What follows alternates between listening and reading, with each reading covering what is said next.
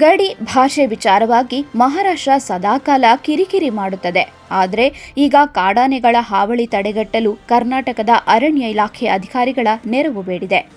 ಕಳೆದ 2 ವಾರಗಳ ಹಿಂದೆ ಭಾಷೆ ವಿಚಾರದಲ್ಲಿ ಗಲಾಟೆ ಶುರುವಾಗಿ ಕರ್ನಾಟಕ ಮಹಾರಾಷ್ಟ್ರ ಗಡಿಯಲ್ಲಿ ವಿವಾದ ಶುರುವಾಗಿತ್ತು.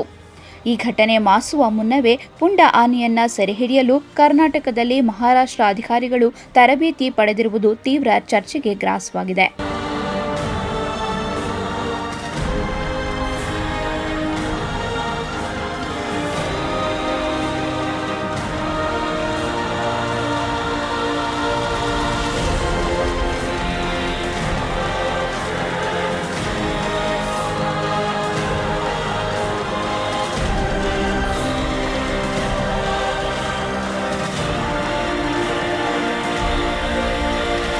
ಹೌದು, ಕಳೆದ 1 ತಿಂಗಳಿಂದ ಮಹಾರಾಷ್ಟ್ರದ ಸಿಂಧದುರ್ಗ, ಕೊಲ್ಹಾಪುರ ಜಿಲ್ಲೆಗಳಲ್ಲಿ ಪುಂಡಾನೆಗಳ ಹಾವಳಿ ಮಿತಿ ಮೀರಿದೆ.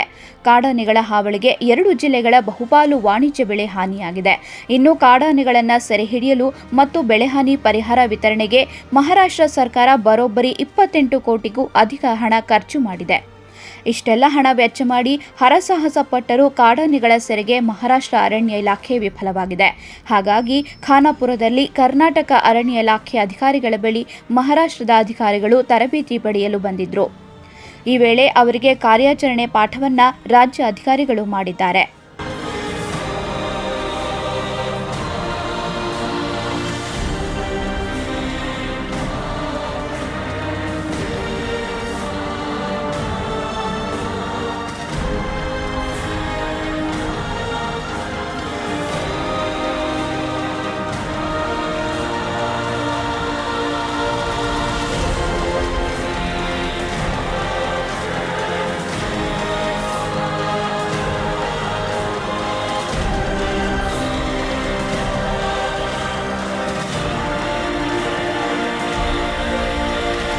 ಖಾನಾಪುರ ಎಸ್ಇಎಫ್ಒ ಸುನೀತಾ ನಿಂಬರಗಿ ನೇತೃತ್ವದಲ್ಲಿ ಜನವರಿ 9ರಂದು ಖಾನಾಪುರ ಅರಣ್ಯ ಪ್ರದೇಶದಲ್ಲಿ ಒಂದೇ ದಿನದಲ್ಲಿ ಆನೆಯೊಂದನ್ನು ಸೆರೆ ಹಿಡಿಯಲಾಗಿತ್ತು. ಈ ವೇಳೆ ಸಕ್ರೆಬೈಲ್ನಿಂದ ತಂದಿದ್ದ ಪಳಗಿದ 3 ಆನೆಗಳನ್ನು ಕಾರ್ಯಾಚರಣೆಯಲ್ಲಿ ಬಳಸಲಾಗಿತ್ತು. ಕೇವಲ ಅರ್ಧ ದಿನದಲ್ಲಿ ಖಾನಾಪುರ ವಲಯದ ಅರಣ್ಯ ಇಲಾಖೆ ಅಧಿಕಾರಿಗಳು ಮತ್ತು ಸಿಬ್ಬಂದಿ ಆನೆಯನ್ನ ಸೆರೆ ಹಿಡಿದಿದ್ರು.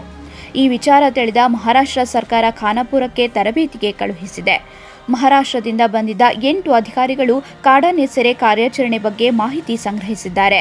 ಇದು ರಾಜ್ಯದ ಅರಣ್ಯ ಇಲಾಖೆ ಅಧಿಕಾರಿಗಳ ಕಾರ್ಯಕ್ಷಮತೆಯನ್ನ ಎತ್ತಿ ತೋರಿಸುತ್ತಿರುವುದು ಗಮನಾರ್ಹ.